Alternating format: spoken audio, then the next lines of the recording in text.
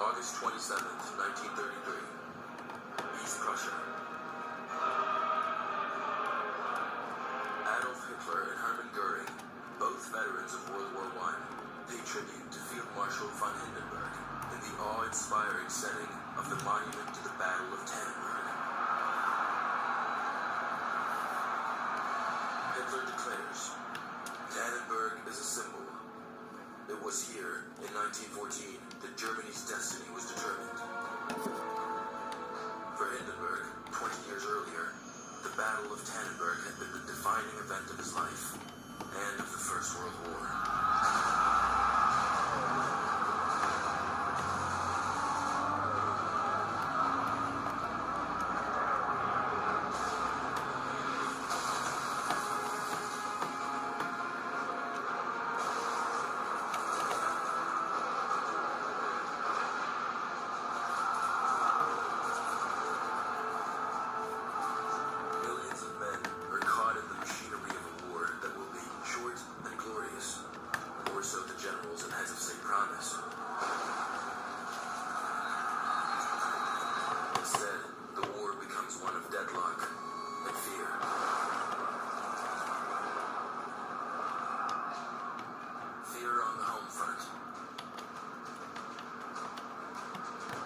As the Germans advance on Paris, there's a run on the banks to empty personal accounts. Many flee, storming train stations. But the Ferrari family remains home in L'Étang-la-Ville, near Paris. The first images of daily life in the war's early weeks.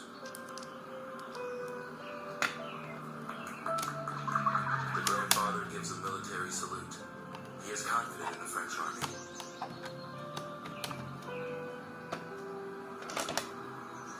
The children prepare for the new school year. A directive from the French Ministry of Education, dated August 7, 1914, states, "Lessons must cover the causes of the war, the unwarranted aggression that provoked it, and how France, eternal champion of progress and law, was forced to again rise up with its valiant allies to repel a barbarian attack."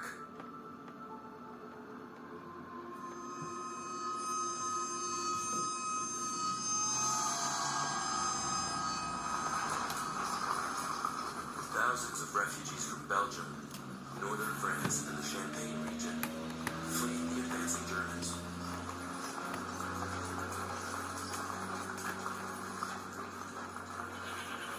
Forces families from their homes, from their lives.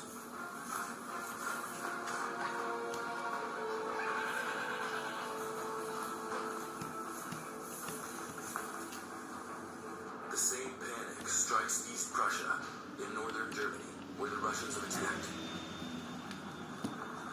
Rumors spread. They plunder and rape. In movie theaters, German propaganda features a villain, the Russian rapist, in film after film, terrorizing audiences.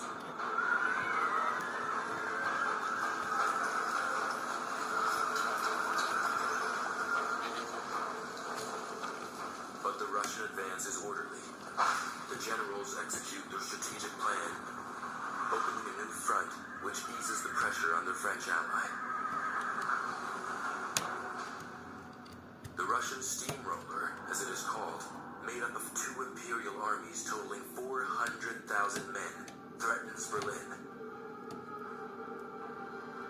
Russian soldiers, oppressed by Tsarism and religion, sing farewell to their country.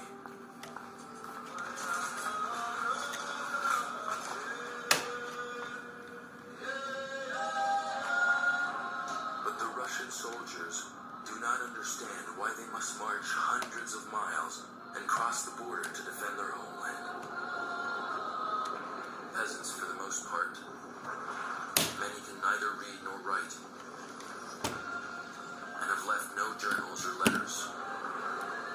In his novel August 1914, the famous Russian writer Vladimir Solzhenitsyn describes the buoyant mood.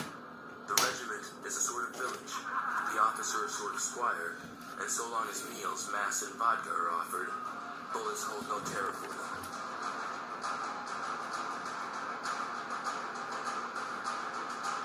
On August 20th, 1914, the Russian army advances through East Prussia, seemingly invincible.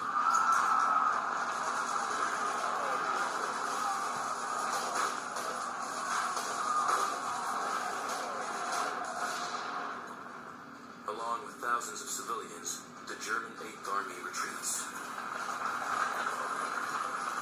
General von Hindenburg, 67, takes over command. To reassure the public, the general is filmed in conversation with Kaiser Wilhelm II. Hindenburg is seconded by General Ludendorff, 47, who has earned praise for the Belgian campaign.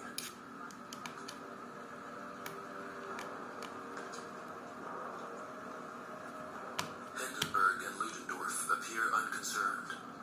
They make a formidable team. As Hindenburg puts it, it is a happy marriage.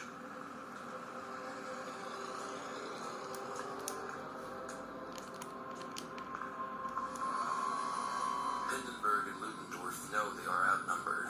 They have only 200,000 men under their command, half as many as the Russians, but they are better armed and can move their troops more efficiently through strategic rail transport.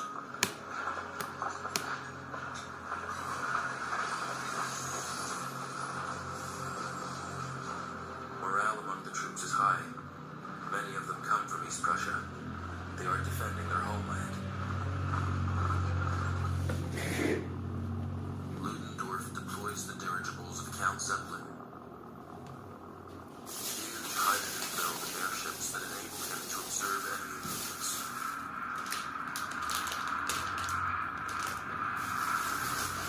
The Germans are able to transmit vital information. The two Russian armies are too far apart to come to each other's aid. The time is ripe for a German attack, starting with General Samsonov's army, which is nearing Tannenberg.